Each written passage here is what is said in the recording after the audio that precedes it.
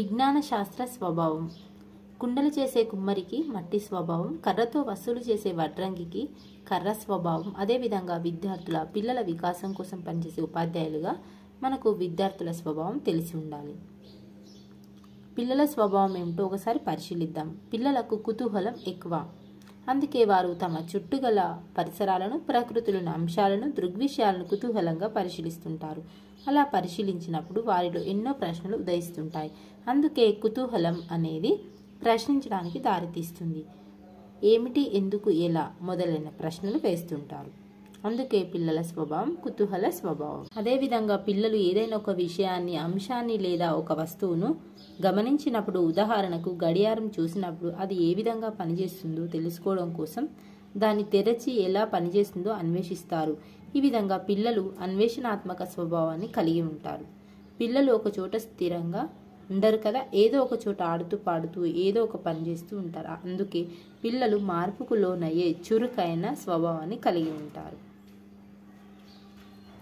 ఇక్కడ సైన్స్ కుతూహలమైంది. అత్తిపత్తి మొక్కను ముట్టుకుంటే పత్రాలు ముడుచుకుపోతాయి. మనకు చాలా ఆశ్చర్యం అనిపిస్తుంది. వెంటనే మన మనసులో ఈ పత్రాలు ముట్టుకుంటేనే ముడుచుకుంటున్నాయి, ఎందుకు, ఎలా అని ప్రశ్నించుకుంటాం. ఈ ప్రశ్నలకు సమాధానాల కోసం అన్వేషిస్తుంటాం కదా. ఈ విధంగా సైన్స్ కుతూహల స్వభావం కలిగి ఉంటుంది. నెక్స్ట్ అన్వేషణాత్మక స్వభావం.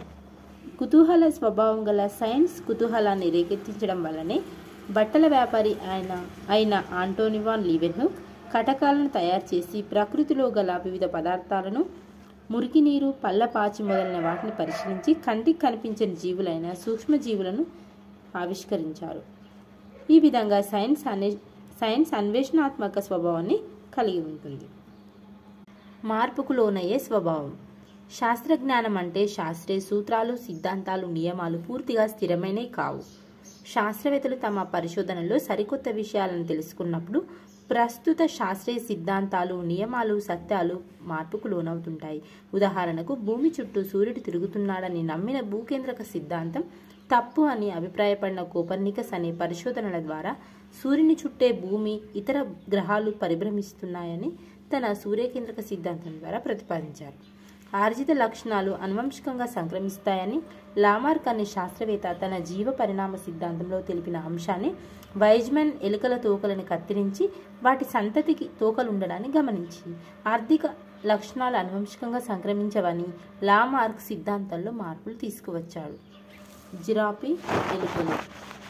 ఈ విధంగా సైన్స్ మార్పుకు లోనయ్యే స్వభావాన్ని కలిగి ఉంటుంది.